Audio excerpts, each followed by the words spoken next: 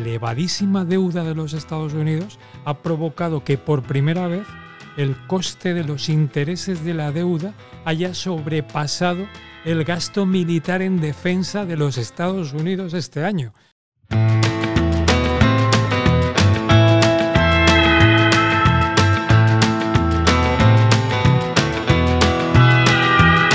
Teléfono azul.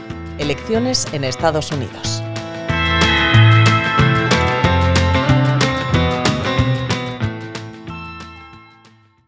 Dice el refrán o el dicho que cuando Estados Unidos estornuda, el mundo entero se resfría. En esta cita electoral no es distinto y lo que decidan los votantes norteamericanos tendrá consecuencias en todo el planeta. Pero en esta ocasión la sensación es que los ciudadanos están preocupados, sobre todo por cuestiones domésticas. Así, el debate sobre la inmigración o el aborto han sido fundamentales entre los votantes a la hora de decidir a quién votar. Pero sobre todo, estas elecciones son una cuestión de economía. La inflación, los niveles de deuda, los impuestos o la política arancelaria han marcado las discusiones entre los candidatos. Pero, ¿qué cambia entre que gane Donald Trump o Kamala Harris? ¿Sus políticas económicas son tan diferentes? ¿Cuáles son sus principales diferencias? Y, sobre todo, ¿cómo nos afecta? Para iluminar todas estas cuestiones, en este capítulo de Teléfono Azul, Elecciones en Estados Unidos, tenemos con nosotros a Víctor Ventura, experto en información internacional del Economista.es, y a Joaquín Gómez, director adjunto del Economista. Con su conocimiento nos ayudarán a entender qué puede pasar tras el 5 de noviembre. Yo soy Víctor Blanco y en la parte técnica nos acompaña Remo Vicario.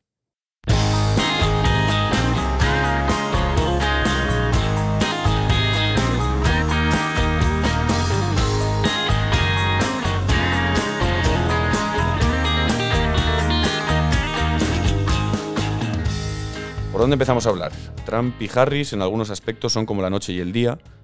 ¿Nos preocupa más cómo puede afectar el ganador a la economía o miramos más las consecuencias que pueda tener en los mercados? ¿Qué opináis? Bueno, la verdad es que cualquiera de las dos cosas están interrelacionadas. Efectivamente, lo que pase en la economía va a decidir lo que pase en los mercados y un poco viceversa. Porque las decisiones económicas que se pueden tomar en estos años pueden afectar muchísimo al crecimiento de Estados Unidos, al crecimiento del planeta en general, y el presidente de Estados Unidos tiene mucho poder para tomar decisiones muy importantes sin tener que pedir permiso al Congreso ni a nadie más. O sea que esto es algo en el que un decreto puede afectar completamente a la economía mundial. El impacto de la economía yo creo que va a ser muy contundente porque gane quien gane, vamos a tener una conclusión clara. Y es que vamos a tener un dólar débil.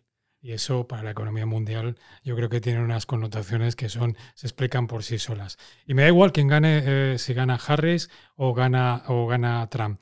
Si miramos la parte de los mercados me preocupa muchísimo más. Pero el foco yo no lo pondría en las elecciones. Creo que va a ser la excusa para una corrección que va a ser necesaria. Y además en El Economista lo venimos contando.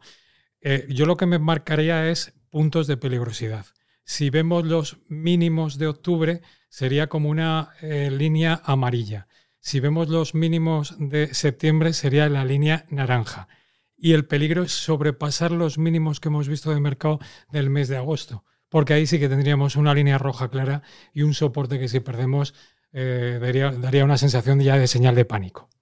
Y aquí hay otro punto también, que es verdad que gane quien gane, los dos tienen parte de su programa que son bastante parecidos. Se puede decir, si acaso, que Trump es Harris, pero mucho más fuerte, como 10 veces más de impacto de lo que puede tomar. Los dos van a tomar una serie de medidas básicas muy parecidas porque los dos están de acuerdo en poner algún tipo de aranceles, bajar algún tipo de impuestos, subir en parte el gasto público. Lo único que las decisiones de Trump pueden ser mucho más exageradas que las que pueda tomar Harris de entrada. Y además en ambos casos lo que nos vamos a encontrar es una indisciplina fiscal que me imagino que hablaremos algo más en profundidad, pero que es el sello de la economía americana de los últimos años. A mí hay un dato que me parece terrorífico cuando veo la serie histórica de Estados Unidos, y es que desde el año 2000 no hay un superávit. O sea, es decir, ya si partimos con un problema que tenemos un sobrepeso que nos obliga a hacer ejercicio y aquí ninguno de los dos está dispuesto a hacer ejercicio, estamos claro que tenemos un problema físico al que nos vamos a encontrar con la economía americana en los próximos meses. Volveremos a la parte fiscal, porque es una de las partes mollares de lo que se está debatiendo ahora en Estados Unidos. Pero, Joaquín, tú hablas de una corrección bursátil. Sin embargo, ¿hay algún sector empresarial dentro del mundo de la bolsa y de las empresas cotizadas que se pueda ver más castigado que otro o más beneficiado en función de si gana uno u otro candidato? A mí me encanta, y además, si están escuchando el podcast, creo que hay una información de Sergio Fernández en El Economista que merece la pena bajarse y leerla en profundidad, porque recalcaba claramente, decir, aquellos sectores un poco que son neutrales, que es el caso, por ejemplo, de las eléctricas, el sector de defensa y el sector de agricultura, que gane quien gane es indiferente, pero claro, en el caso de que gane Trump, claramente la banca es una beneficiada, el sector de la tecnología puede ser un beneficiado, el sector de petróleo, por supuesto, y las telecomunicaciones. En el caso de Harris, que es la parte verde, por así decirlo, aunque el sello de los demócratas de color es azul, son las energías renovables, el sector de la salud, por el Medicare de Obama famoso, y tratar de recuperar un poco esos problemas que tiene el sector sanitario en Estados Unidos, y el consumo discrecional. Es decir, son sectores que claramente se van a ver favorecidos en el caso de que gane Harris. Y de hecho en estas semanas ya estamos viendo que hay varios índices que apuntan a qué empresas se pueden ver más beneficiadas con los republicanos y cuál los demócratas, y se está viendo en las últimas semanas un rendimiento diferencial entre ambos bloques bastante notable. ¿A favor de? Por el momento ligeramente a favor de los republicanos, pero la gente está operando un poco en base a las expectativas. Y cuando hablaba yo anteriormente de decir que estamos buscando una corrección, no perdamos un poco el foco, que la tendencia del mercado es clarísimamente alcista. Es decir, y que el foco no está en las elecciones. El foco fundamentalmente está en los resultados empresariales. Y si las compañías siguen cumpliendo el plan de ruta, lo que nos vamos a encontrar es que es el único, de verdad, cuaderno de bitácora que tenemos por delante y que hay que seguir de navegación. Y es muy exigente, porque a mí hay un multiplicador que me preocupa mucho. Si yo miro el multiplicador de beneficios que estoy pagando por el Nasdaq, que evidentemente ahí están englobadas las 7 magníficas, lo que tenemos es que estamos pagando un PER 35 en el caso del año actual, para el año que viene un PER 28. Pero ¿qué ocurre? Si las 7 magníficas mejoran a la velocidad de crucero su beneficio, que es un 20% anual, ese multiplicador al año 26 se reduce a 22 veces, que no es nada exigente para la tecnología. Con lo cual estamos mucho más en manos de la presentación de resultados y, ojo, a los resultados de NVIDIA, que NVIDIA es el verdadero, la columna vertebral de todo, que son muy posteriores al resultado electoral. La principal preocupación que tienen los estadounidenses seguramente sea la inflación en este momento, después de ver los repuntes que hemos sufrido en los últimos años en el mundo entero, también en Estados Unidos. Y ahora, aunque se empieza a ver una tendencia más positiva en la inflación, que está corrigiendo poco a poco, también hay ciertos miedos de que podamos volver a ver un repunte en algún momento. ¿Cómo puede afectar en este aspecto que gane uno u otro candidato? ¿Qué medidas plantean para combatir la escalada constante de precios? ¿O qué medidas plantean que pudieran incluso llegar a aumentar la inflación? ¿Qué opináis? Pues aquí lo más destacable es, de entrada, la obsesión de Trump con los aranceles, porque considera que es la solución absoluta para todo. Está diciendo en los mítines, por ejemplo, que el mejor momento de Estados Unidos fue finales del siglo XIX, cuando tenían aranceles del 30% para todo el mundo, o en los meses antes, los años antes de la Gran Depresión, donde pusieron un arancel aún más grande para todo el planeta. Obviamente, decir que en los momentos antes de la Gran Depresión fue el mejor momento de la economía de Estados Unidos es un poco arriesgado, pero Trump lo cree y él está dispuesto a que, si gana, poner aranceles del 20% a todos los productos de todo el planeta, romper el acuerdo comercial con México y con Canadá y poner aranceles del 2000%, cualquier número que se le invente, a los coches chinos y a otras importaciones chinas. Y si eso ocurre, pues lo más probable es que la inflación repunte en Estados Unidos con bastante fuerza. No creo que se atreva a llegar a esos niveles tan exagerados, pero la cosa es que estamos hablando de que es un candidato que promete hacer eso y a lo mejor, si gana, lo cumple. Y si lo cumple... Más claro no lo he podido explicar, Víctor, y yo solamente haría un inciso, y es... A mí lo que me parece preocupante es que se produzca una vuelta de la inflación en forma de V o W, la forma que queramos imaginar, sobre todo cuando hemos conseguido que es algo milagroso. Y yo creo que además a ti, Víctor Blanco, te he leído muchas veces esta misma metáfora. Es decir, la inflación es como la pasta de dientes metida dentro de un tubo que es muy fácil de sacar, pero muy difícil de volver a meter. Y me parece que lo que se ha conseguido en los últimos años es algo milagroso dentro de la historia de la economía. Hemos conseguido contener unas tasas de inflación en poquísimo tiempo. Si las medidas que va a tomar Trump salen adelante, es que es evidente que vamos a volver a tener inflación en Estados Unidos. O sea, es decir, cualquier arancel que pongas, lo que va a subir es los precios en la primera economía del mundo. Es inexorable. Esto me lleva a pensar también en el bono estadounidense. Antes hablábamos del impacto que pueda tener en la bolsa, pero también la renta fija se puede ver afectada por las políticas que se adopten en el futuro, después de estas elecciones. Es cierto que un aumento del déficit, como proponen ambos, puede terminar con más oferta de deuda estadounidense y puede aumentar la rentabilidad de los bonos. Sin embargo, hay todo un universo de renta fija fuera de Estados Unidos que también puede verse afectado por lo que ocurre en las elecciones. ¿Qué opináis? ¿Qué oportunidades ofrece la renta fija en este momento, no solo en Estados Unidos, sino en el mercado mundial, en los niveles en los que está? Víctor, fíjate, vamos a mirar una curva del bono americano. Vamos a buscarla si nos están escuchando y decir, es que la gráfica es clarísima.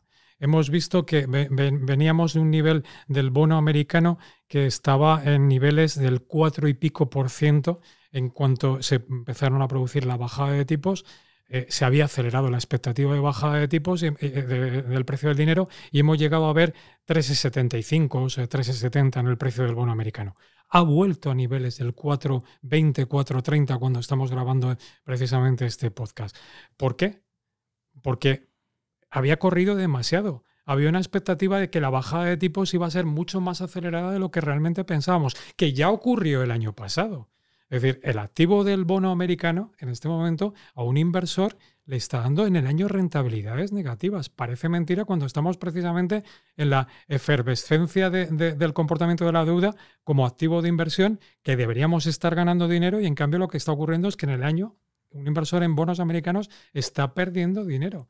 Es decir, ¿hasta dónde se puede ir? Hay auténticos catastrofistas aquí que piensan que yo creo que en los niveles en los que estamos, para un inversor, estamos muy cerca de zonas de estabilidad o de compra, porque estamos hablando de que yo creo que va a haber bajadas de tipos, seguramente no tan aceleradas como las que se han producido en el mercado, pero los niveles que hoy tiene la Fed son lo suficientemente altos para que podamos ver todavía en el escenario más bajadas del precio del dinero.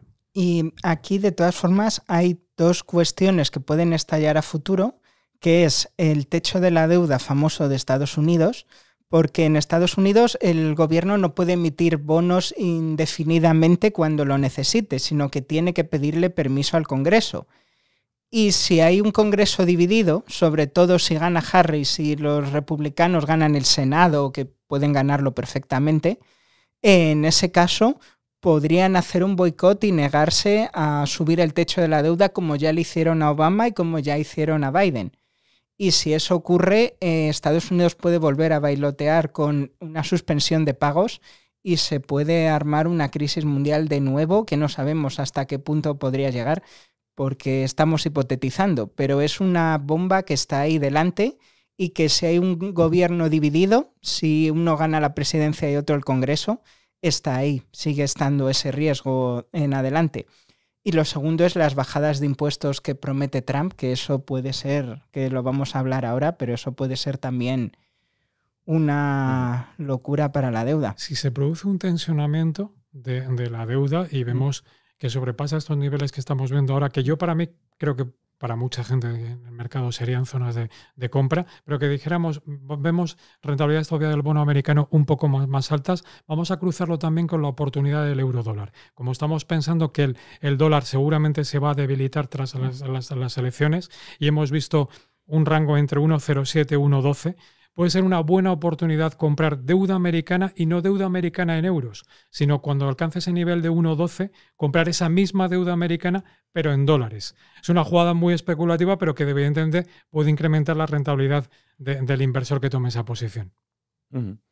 Quiero volver a hablar de los aranceles, pero esta vez por el impacto que pueda tener en la economía europea. Hay un planteamiento, Trump no solo se enfrenta a China, sino que trae una retórica también de aumento de aranceles con antiguos socios comerciales y aliados como es Europa. Entonces, a nosotros como europeos, ¿cómo nos puede afectar? ¿Cómo creéis que terminaría en el caso de que Trump gane las elecciones, por ejemplo, o si fuese Kamala?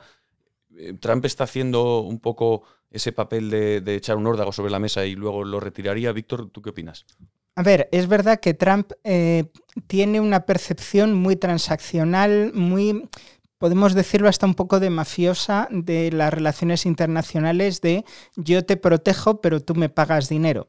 Es decir, es posible que coja la OTAN, por ejemplo, lo junte con los aranceles, lo mezcle todo y vaya a una reunión con la Unión Europea y les diga: me vais a comprar más productos, me vais a pagar más en defensa o yo qué sé, y yo a cambio no os pongo aranceles o los pongo algo más baratos y no me salgo de la OTAN y os retiro esa garantía americana.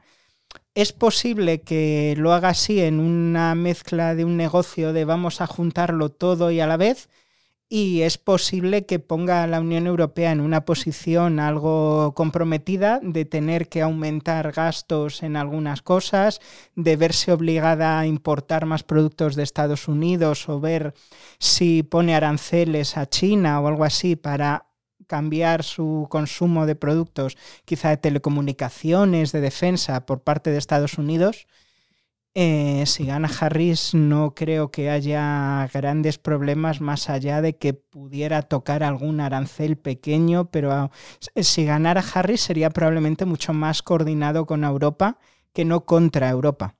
Comparto todo lo que dice Víctor y añadiría un pequeño detalle. Para mí, Europa tiene por delante su papel casi de inexistencia. ¿Qué queremos ser? Que se comentaba hace poco, decir, si Europa vamos a acabar como algo satelital entre China y Estados Unidos. Es la posición que nos queda y nuestra última oportunidad es aprovechar este elemento diferencial que podemos coger en esta crisis de anticipar las bajadas de tipos por necesidad esencialmente de la primera economía, que estamos viendo que Alemania está totalmente ralentizada y sin crecimiento.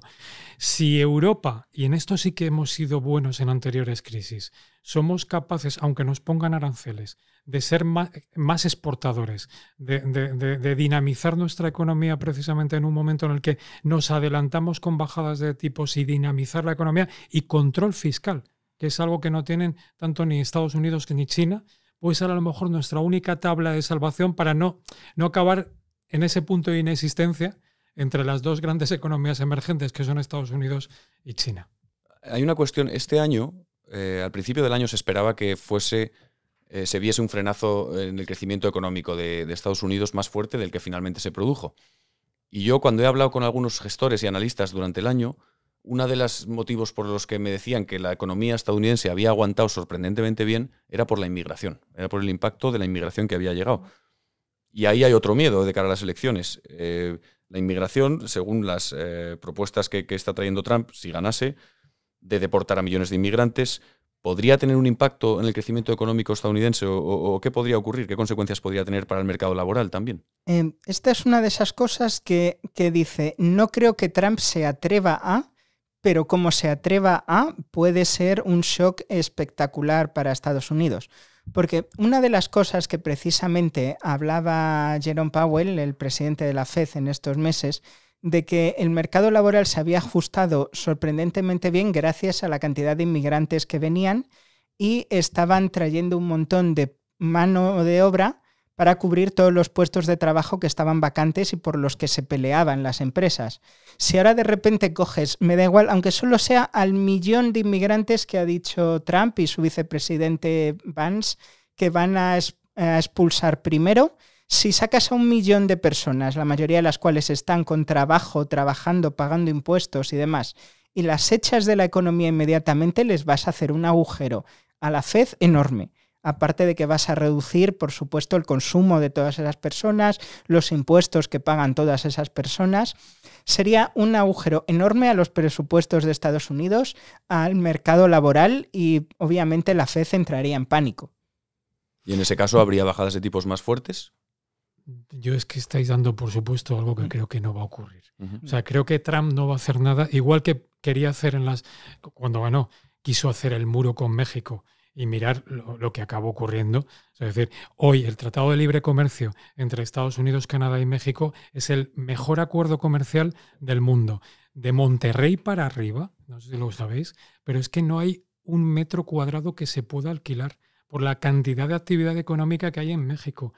Y este es el señor que quiso poner un muro, levantar un muro, casi cerrar las relaciones comerciales con México. Y además hay otro problema fundamental en la economía americana que está casi en situación de pleno empleo, porque el desempleo que hay en Estados Unidos es que no hay desempleo, que es que hay imposibilidad muchas veces de contratar que alguien haga una determinada actividad.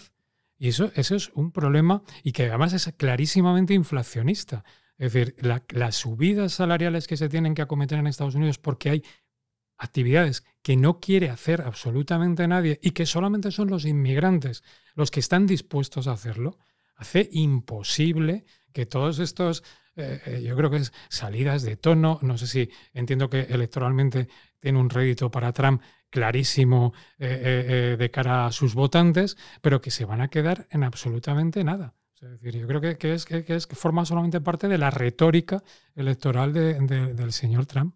Aquí, de todas formas, estamos volviendo a lo que hemos dicho antes, que estamos con un candidato que está incluso parte de sus votantes diciendo espero que no cumpla lo que promete hacer. O sea, normalmente votamos a un político y decimos espero que cumpla lo que ha prometido hacer y nos quejamos de que no cumple sus promesas. En el caso de Trump, está en una situación en la que expertos, economistas y parte de sus votantes dicen yo le voto, pero rezo para que no cumpla lo que está diciendo que va a hacer, lo cual me parece que es algo inédito y en cierto modo preocupante porque como cumpla parte de eso, aunque no eche a 10 millones, aunque eche solo a 100.000, como los recoja, los eche o los meta en un campo de detención y de expulsión y tal, no podrá decir que no lo avisé.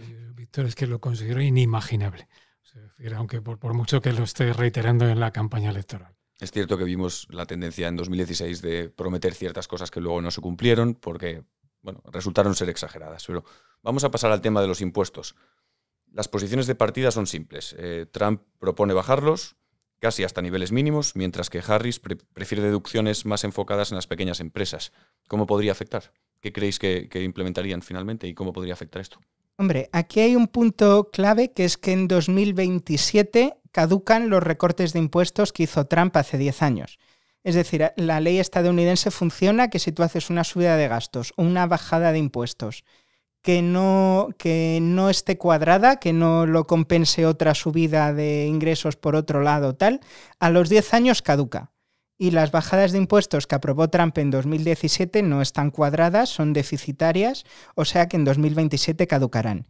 Y cuando caduquen, pues los dos partidos se sentarán para negociar en esos presupuestos qué hacen. Si los prorrogan, si los bajan para unos, los suben para otros, si los anulan, etc. Así que obligatoriamente los dos partidos se van a tener que sentar para debatir qué hacen con los impuestos dentro de 2 años. A partir de ahí, Trump ha llegado a decir que quiere retirar el IRPF y reemplazarlo con aranceles del 8.000%. Eso también no creo que se atreva siquiera a hacerlo, pero ya deja claro dónde están sus cartas, que quiere, si no renovar los impuestos, bajarlos aún más. A ver, Víctor, en esencia, presencia y potencia en el economista, ¿de qué vamos a estar de acuerdo? Pues que se produzca la bajada de tipos. Pero es que hay algo que no puede cuadrar y es si ninguno de los candidatos está dispuesto a recortar gastos, es decir, ¿cómo vas a conseguir bajar impuestos con además un déficit público que el año pasado se te fue al 7% y con una deuda que se te ha ido casi al 120%? Que evidentemente no es la situación tan preocupante que tuvimos en el COVID, que llegamos a ver en la economía americana un 131 de deuda PIB. Pero por mucho que crezca la economía, tú tienes que al final tener una contención presupuestaria. Y dices, por mucha intención que tengas en bajar impuestos, dices, como no tengas por otro lado la contención administrativa de recortar gastos y ninguno parece que lo vaya a tener, las dos cosas no se pueden hacer. Es economía doméstica. Es decir, si lo pensamos fríamente es muy sencillo de entender. Aquí hay una curiosidad que es que los republicanos todos han firmado un documento jurando que nunca jamás van a votar a favor de aprobar ninguna subida de impuestos bajo ninguna circunstancia, de ninguna manera. Mientras que los demócratas han firmado que no van a aprobar un recorte a sanidad, a pensiones, a gastos sociales de ayudas para pobres, etc. Con lo cual tenemos una situación en la que la mayor parte del presupuesto de Estados Unidos es obligatoria en el sentido de que hay unas leyes que especifican que las pensiones y tal se tienen que actualizar y renovar de cierta forma. Y para cambiar esas leyes se necesita una mayoría de ambos partidos. Y mientras uno se niega a subir impuestos en ninguna circunstancia y el otro se niega a bajar gasto en ninguna circunstancia, y los dos tengan que ponerse de acuerdo para aprobar ese tipo de leyes, lo único que se pueden poner de acuerdo es subir el déficit y subir la deuda. Y es algo que tienen unos incentivos horrendos y que, salvo que se pongan de acuerdo todos en romper algún tipo de promesas a sus votantes, no se me ocurre una solución a corto plazo. Víctor, porque además me ha venido a la cabeza, yo creo que algo que hemos comentado en los últimos meses aquí en la redacción, y es, evidentemente lo que no vas a bajar es el gasto en defensa, y menos en la situación precisamente geopolítica que tenemos el mundo en este momento. Pero es que la elevadísima deuda de los Estados Unidos ha provocado que por primera vez el coste de los intereses de la deuda haya sobrepasado el gasto militar en defensa de los Estados Unidos este año. Con lo cual, dices, lo que decíamos, es que esto a una ama de casa o un amo de casa, ya no sé cómo se dice, nos daría exactamente igual, lo entenderíamos con una facilidad enorme, aunque hablemos de la primera economía del mundo. Es decir, no se pueden hacer las dos cosas. Siempre se ha dicho que que Estados Unidos tiene una situación un poco especial en el tema del déficit, que es un país una economía que se puede permitir un endeudamiento más alto quizá que otros países por la demanda externa de dólares que tiene, que es algo que sostiene el dólar. Pero hay analistas y hay expertos y gestores, es el caso de Jim McCormick de Citi, que me decía que siempre se olvida el tema de la deuda en Estados Unidos, pero que acabaría siendo un problema real y que los riesgos se terminarían materializando. ¿Vosotros creéis que es el principal problema que tiene Estados Unidos ahora? ¿Es el Vietnam del próximo presidente de Estados Unidos? Pues no me parecería una mala forma de describirlo. No sé si del siguiente, pero esto va a llegar un momento de tensión insostenible de aquí a dentro de 10 años.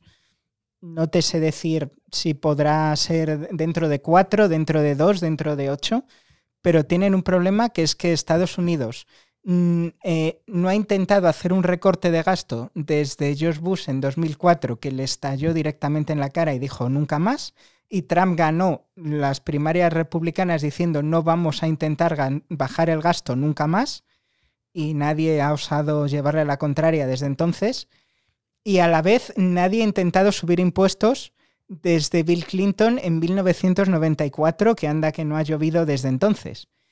Y en algún momento alguien tiene que sentarse, los dos partidos tienen que sentarse y decir tenemos que cuadrar las cuentas. Igual hay que subir algún impuesto, igual hay que bajar un gasto, igual hay que hacer las dos cosas a la vez para que los dos estén molestos igualmente y no haya un ganador o un perdedor claro, pero algo tienen que hacer porque no puedes ir tirando la tarjeta de crédito hasta el infinito.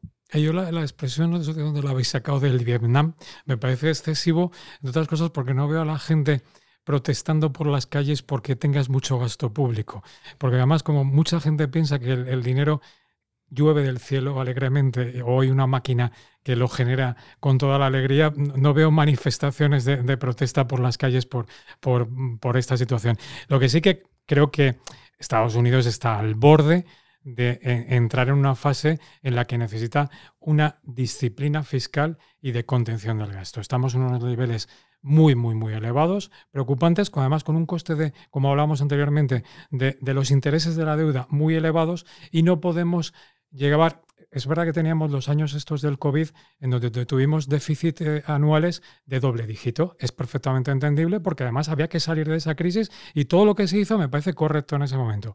Lo que no puede suceder es que este 7% del año pasado, que veníamos también, yo creo que el año anterior, de un 4 o un 5, no me acuerdo la cifra de déficit público, son niveles que A ver, los que somos muy viejunos nos acordamos de cuál era la disciplina fiscal que se introdujo en Europa en Maastricht.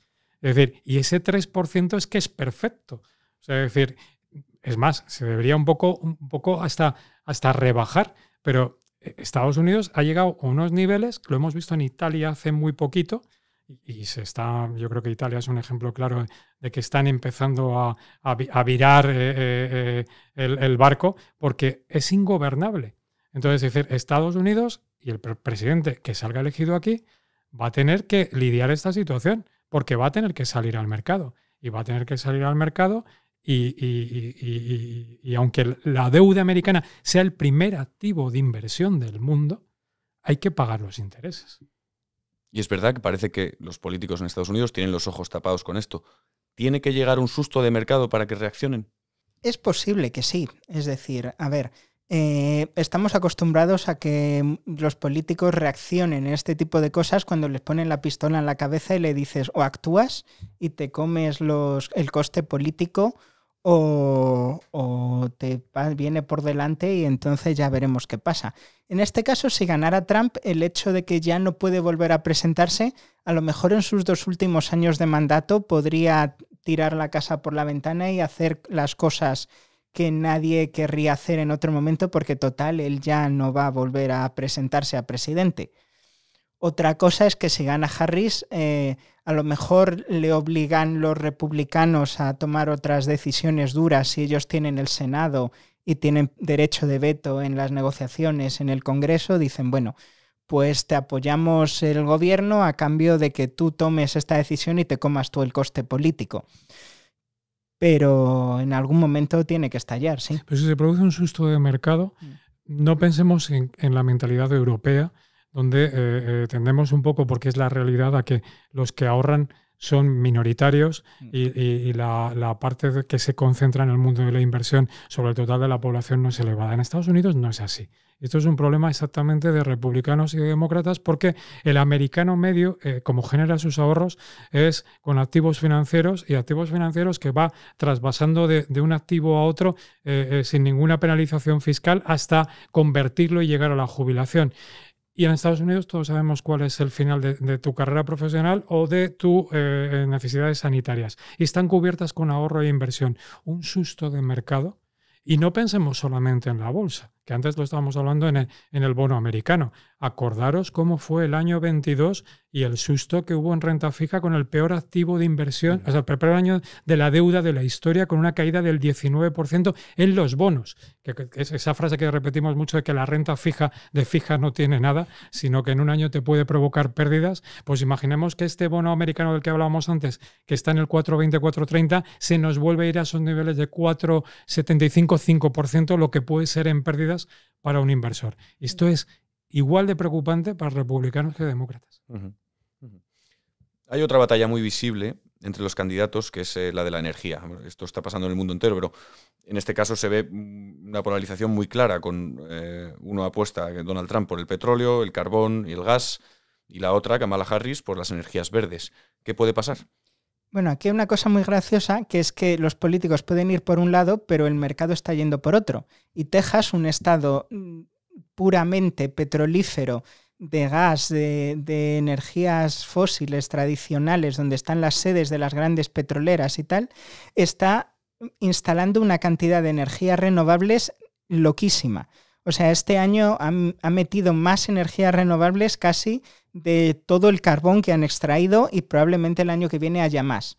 Es decir, esto es un caso en el que los políticos pueden apoyar una cosa o la otra, y claramente si Trump gana, el petróleo resistirá más, se producirá más, pero las empresas están yendo por su parte y ahora mismo la energía solar es muy barata, y por mucho que tú incentives el petróleo o el gas, hay muchas empresas que están diciendo: yo voy a meter plantas de paneles gigantescos que me está dando bastante rentabilidad. Lo hemos dicho al principio, si gana Trump, clarísimamente petroleras; si gana Harris, clarísimamente renovables. Pero aunque sea muy barata la energía sostenible, y hay que concienciarnos de que es algo inevitable a lo que tenemos que conducirnos, hay que pensar cuáles son los costes de las materias primas en Estados Unidos. Es que yo a veces cuando veo los precios del gas en Estados Unidos pienso que es como el agua en Asturias, que te la regalan. O sea, que dices que no, eso, es que es tan barato que ¿por qué cambiar de alternativas? Dicho lo cual, yo creo que hay una concienciación muy importante, y dejarme que aquí meta el spin-off de nuestro 3 Eco 30, porque tenemos la petrolera que va a ser cero emisiones, ya es cero emisiones en la cuenca pérmica americana.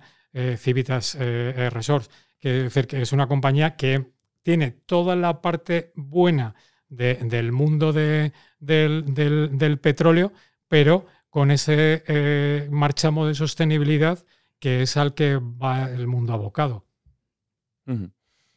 Para terminar, después de todo lo que hemos hablado, ¿qué es lo que dicen los mercados? ¿Qué dicen los inversores? Es de suponer que los mercados siempre prefieren un triunfo republicano, pero en este momento, ¿cómo afectaría la victoria de uno u otro candidato?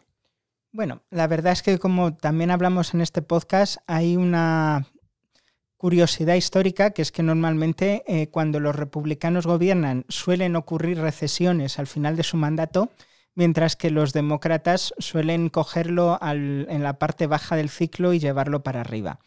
Lo cual es algo curiosamente histórico por accidentes en general, pero no se puede decir que los gobiernos demócratas sean necesariamente peores para la economía en este sentido. Al final, los mercados de Estados Unidos, las empresas van a hacer negocio, gane quien gane, y tienen sus formas de aprovecharlo, porque los demócratas tampoco es que sean enemigos de las empresas, ni mucho menos. A partir de ahí es bastante difícil pronosticar, más allá de que algunos sectores se van a ver más beneficiados que otros. Yo creo que pocas veces el almanaque bursátil de lo que ha ocurrido en anterioridad nos sirve en esta ocasión, porque el contexto es muy diferente, y no dejemos al margen el conflicto de Oriente Medio y cómo puede evolucionar tras estas elecciones. Creo que es mucho más importante, y lo centraba, es decir, el mercado, evidentemente por la efervescencia que ha vivido en el año, está buscando un elemento de corrección. Cualquier resultado de las elecciones americanas le puede servir como justificante para esa corrección necesaria que está buscando, y hay enormes bolsas de liquidez que están esperando volver a entrar si se produce esa corrección. Y me parece mucho más importante lo que decíamos: estamos en manos de la economía real y de los resultados de las compañías, y de esas compañías que son absolutamente la columna vertebral de los beneficios, como es el caso de Nvidia, que además os apunto una cosa, se va a convertir en 100.000 millonaria en beneficios dentro de nada. Entra dentro del grupo de las compañías que alcancen los 100.000 millones de beneficios. Creo que el foco del mercado va a estar ahí, y las elecciones americanas es más un detonante para buscar una corrección que veremos si se produce. No sabemos si Estados Unidos, ya sea con Harris o con Trump al mando, estornudará o no, pero pase lo que pase, las consecuencias de quién gane se notarán en todo el mundo. En el próximo capítulo volamos a Las Vegas, Nevada, para conocer otros indicadores alternativos de quién puede ser el ganador.